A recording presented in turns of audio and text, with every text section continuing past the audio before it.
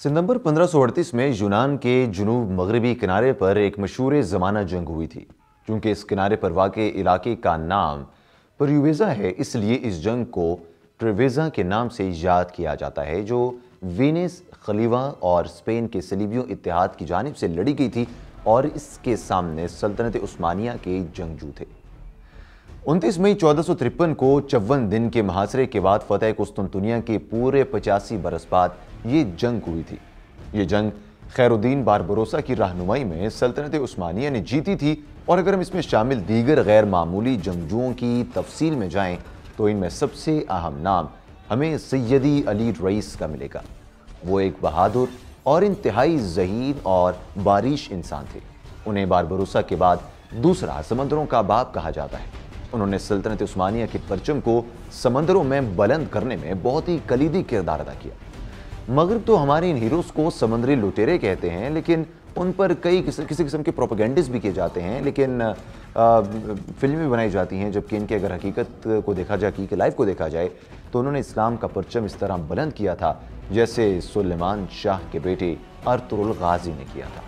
Lisbon बंदरगाह में समुद्री जहाज़ों पर नौकरी देने के लिए एक इदारा कायम किया गया, और इस ज़माने में बड़े सफ़र के लिए जहाज़ जत्थों की सूरत में सफ़र किया करते थे और मौसमों के एतबार से सफ़र तय किया जाता था। नाज़रीन, पुर्तगाल से व्यापार करने वाले जो जहाज़ थे वो बंदरगाह से मई में निकल पड़ते थे कि इस मौसम में रास उम्मीद से गुजरकर शिमाल मशरिक में लगने वाली हवाओं के ज़ोर से वो अटलांटिक पहुंचकर वहां लगने वाली व्यापारी हवाओं का फ़ायदा लेकर अपनी मंजिलों को पहुंच सकते थे। ये जत्थे कोशन या गवा में लंगर अंदाज होते थे। यहाँ सामान उतार कर फिर बहीरे अहमर और खलीज फारिस की तरफ जाते थे, या फिर जावा, समातिरा, सियाम और चीन की तरफ चले जाते थे। वहाँ लाया हुआ सामान उतार कर वहाँ से दूसरा सामान लेकर वापस को आते थे और वहाँ से फिर अपनी मंजिल की तरफ निकल पड़ते थे। फर्नाओ मेंडेस पिंडू भी ऐसे जत्थे के साथ 11 मार्च 1537 में लिस्बन से निकले और 6 माह बाद 6 सितंबर को दियोकी बंदरगाह पर पहुंचे थे।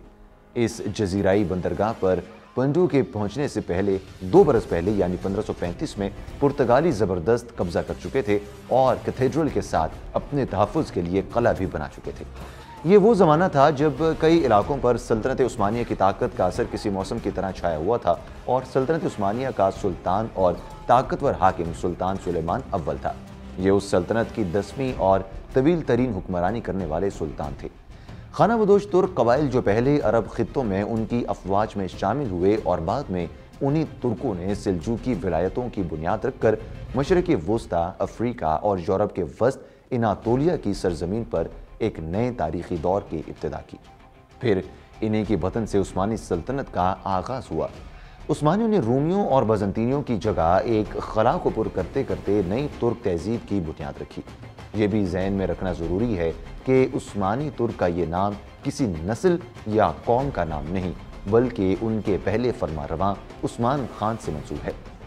नाज़रीन, सुल्तान सुलेमान अव्वल के ज़माने में इस सल्तनत की सरहदें जुनूब मशरिक में यूरोप, मशरक़ी वस्ता और शिमाली अफ्रीका के एक वसी इलाके मगरब में, अपने जबलसुर में मशरिक में कैस्पियन सी और शिमाल में ऑस्ट्रिया की सरहदों सिल्वाकिया और क्रीमिया यानी कि मौजूदा यूक्रेन तक, और जुनूब में सूडान, सोमालिया तक फैली हुई थी। अगर तारीख का जायज़ा लें तो पता चलता है कि 1308 ईस्वी में बहरिए मरमरा में जज़ीरे इमराली की फ़तह उस्मानियों की पहली जो है वो बहरी फ़तह थी, और 1321 में पहली बार इसके जहाज़ जुनूब मशरक़ी यूरोप के पूरे जो इलाके थ्योरिस थे उसमें लंगर अंदाज हुए और बर-ए-आज़म यूरोप में फतूहात में अहम किरदार अदा किया। उस्मानी बहरिया ने शिमाली अफ्रीका में भी फतूहात का आगाज़ किया और 1517 में अलजायर और मिस्र को सल्तनत में शामिल कर लिया, और 1538 और 1566 के बीच बहरे हिंद में गवा कर करीब पुर्तगाली जहाज़ों का मुकाबला भी किया। मगर हम ये भी देखते हैं कि 15वीं और 16वीं सदी में पुर्तगाल ने सबसे ज़्यादा नुकसान पहुँचाया है। वो किसी भी हालत में व्यापारी बहरी रास्ते और व्यापार छोड़ने को तैयार नहीं थे।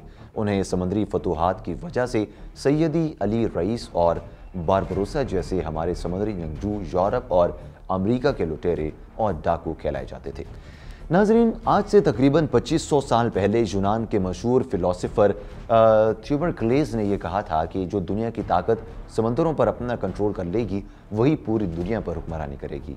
तो फिर आप देखें कि सल्तनत उस्मानिया ने स्पेन, फ्रांस और पुर्तगाल जैसी बड़ी बड़ी सल्तनतों को कैसे शिकस्त से दो चार किया और समंदरों में अपना झंडा बुलंद किया था।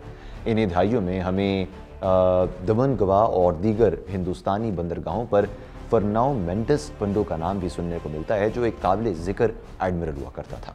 ये दोनों नाम यानी सैयदी अली रईस और फर्नाओ मेंडिस पंडो हमारे सामने दो ताकतों के मुत्तहिर हैं, क्योंकि 16वीं और 17वीं सदी में तिजारती एतबार से पुर्तगालियों के समंदरों पर बादशाही थी।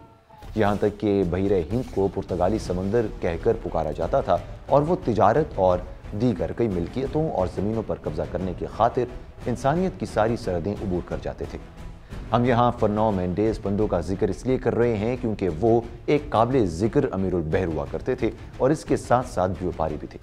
उन्होंने 16वीं सदी में ठट्ठा के करीब मशहूर बंदरगाह लाड़ी बंदर पर खड़े सल्तनत उस्मानिया के चंद जहाज़ों पर हमला करके तबाह कर दिया और हमले के दौरान गोलाबारी से बंदरगाह को भी शदीद किस्म का नुकसान पहुंचा था।